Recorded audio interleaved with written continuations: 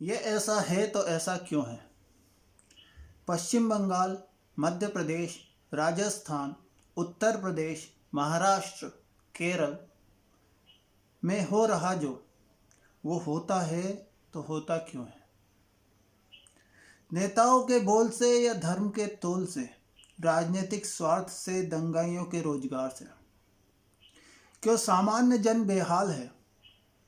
क्यों जाया होती सामान्य सी गरीब सी जिंदगी बिखरती है। जय श्री राधे, जय माँ भारती। डी दिल से में आपका स्वागत है। आज का जो वीडियो है वो उसमें बात होगी हाथरस केस से रिलेटेड और टीआरपी इन मीडिया। तो हाथरस केस का जो केस था तो उसमें हमको कई सारे वीडियोस देखने को मिले, ऑडियोज मिले और काफ़ी जो प्रश्न उठे उसमें कई अफसरों को भी सस्पेंड किया गया, सीबीआई के लिए भी केस दिया गया और बहुत जल्दी दिया गया। इसमें पॉलीग्राफ टेस्ट के लिए भी बोला गया। पॉलीग्राफ टेस्ट में जो पीड़िता का परिवार है उन्होंने मना किया कि नहीं, हम नहीं कराएंगे। और जो आरोपी परिवार है वो कराने के लिए तैयार था। जनरली ऐसा होता नहीं। तो जितने भी इसमें राजनीति काफ़ी हुई, मतलब यहाँ पर इसमें इस चीज़ को थोड़ा सा इशू बना करके, बड़ा इशू बना करके, संवेदनशील है। उस संवेदनशीलता को मैं भी पूरे संवेदनशीलता के साथ में इसमें जो भी कार्रवाई होनी चाहिए वो होनी चाहिए, उसके पक्ष में हूँ। और जो भी दोषी हैं उनके खिलाफ कार्रवाई होनी चाहिए। इसमें राहुल गांधी आए, प्रियंका गांधी आई और स्टार्टिंग में जो वीडियो आया था, वीडियोस और ऑडियोज जो भी आए थे उसमें ये बताया था कि रंजिश थी और मारपीट हुई थी। बाद में रेप की चीज़ें और बताई गई और फिर इसको एक इशू बना करके इस पर राजनीति होने लगी। राजनीति हुई तो यहाँ पर राहुल गांधी आए, यहाँ पर प्रियंका गांधी आई, यहाँ पर दिल्ली से संजय सिंह आए आम आदमी पार्टी के, और डेरिक ओब्रायन आए वेस्ट बंगाल से। तो ये आए, मुद्दा क्या था? रेप से रिलेटेड संवेदनशील मुद्दा था और इस पे इन्होंने अपना ये बताया कि यहाँ पर जो भी हो रहा है इस तरह से नहीं होना चाहिए, इसको न्याय मिलना चाहिए, यहाँ पर इस तरह से ऐसा न्याय मिलना चाहिए, वैसा न्याय मिलना चाहिए, और उसके लिए वो प्रयास कर रहे थे। और साथ ही साथ बलरामपुर में भी ऐसी घटना होती है। वहाँ पर ये नहीं जाते हैं, जाना को तो जा सकते थे लेकिन नहीं जाते हैं। क्यों नहीं जाते हैं? शायद वहाँ पर दलित और जो सवर्ण जाति का जो इनका जो वो मैटर था, शायद वो नहीं था। कई चीज़ें हैं। मैं यहाँ पर इसलिए बोल रहा हूँ कि यहाँ पर जो सिलेक्टिवनेस के कारण से ये चुनाव के वक्त ये जो भी चीज़ हो रही है राजनीति, ये आप भी देख रहे हो और मैं भी देख रहा हूँ और मैं आपके सामने रख रहा हूँ। ये क्यों रख रहा हूँ?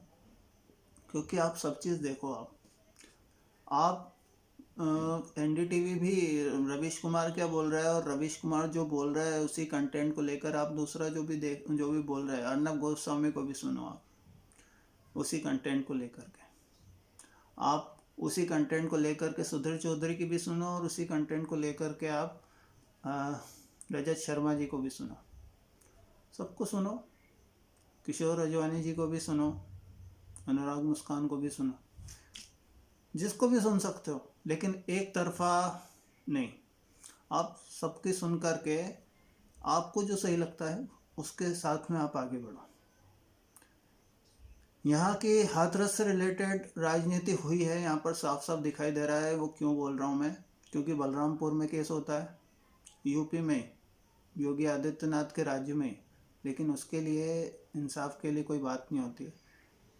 कहने का मतलब ये है कि इशू से अपना राजनीतिक फ़ायदा, इससे ज़्यादा मैं क्या बोलूँ।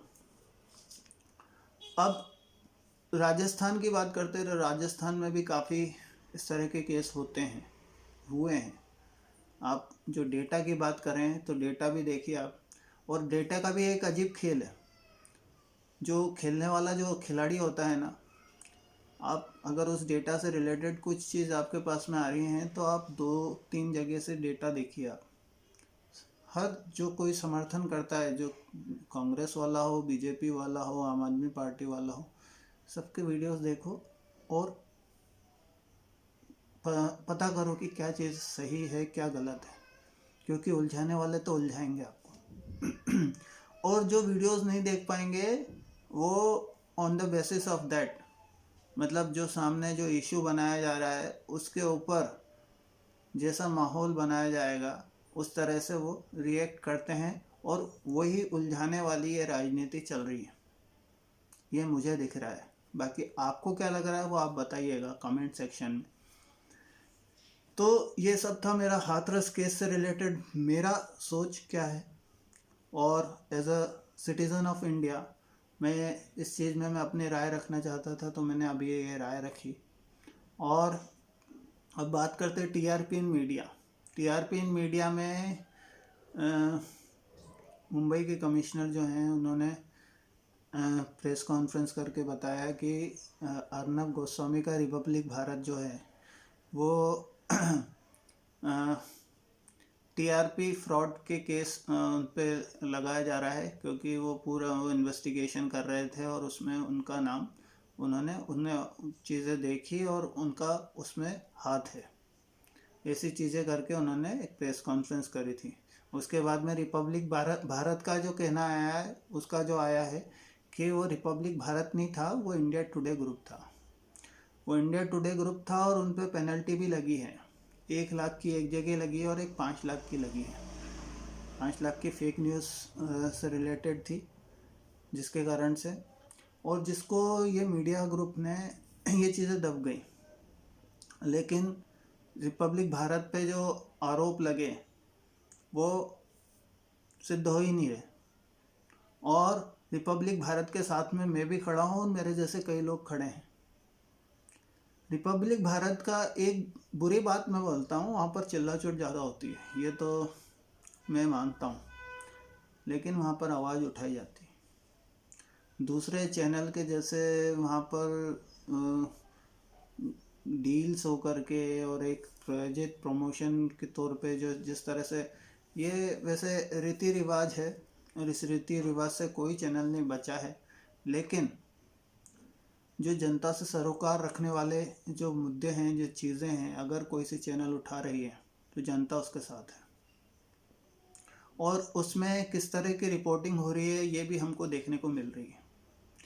तो ये सारा जो भी घटनाक्रम है, हाथरस हो या टीआरपी हो, इन सब से रिलेटेड हमें अपने आप को संभाले रखना है, और हमको हर चीज़ को स्टडी होकर के देखना है और डिसाइड हमको ही करना है।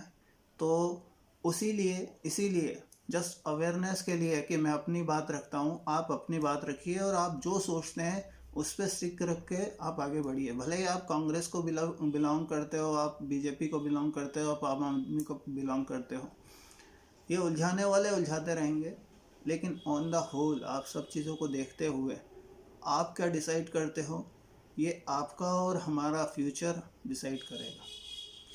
तो आखिरी में ये जो मौसम, ये घटाएं जो बनी हैं, उससे रिलेटेड मैंने लिखा है कुछ कि उम्मीदों को बनाए रखना, हौसलों को जगाए रखना, ये घटाओं का मौसम है, जिंदा दिली को फिजाओं में सजाए रखना। ऐसा नहीं कि ये मौसम, ये घटाएं नहीं बदलेंगी, बस अपने अंदर के ईश्वर से अपनी लौ लगाए रखना। जय श्री राधे, जय माँ भारती।